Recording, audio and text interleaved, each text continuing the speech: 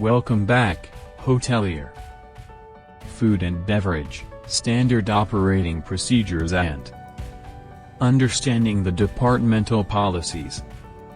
Chapter 7, Part 34. How to observe and react to the guest's body language. Body language and mood assessment.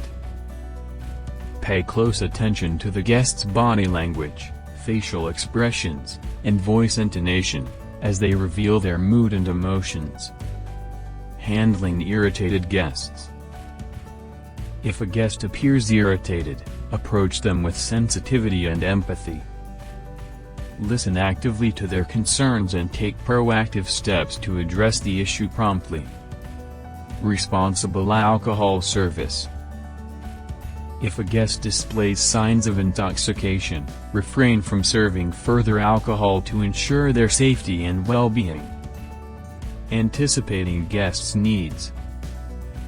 Continuously observe and scrutinize the guest's body language to anticipate their needs and preferences. Be attentive to subtle cues that indicate when they require assistance or have special requests. Thanks for watching my video.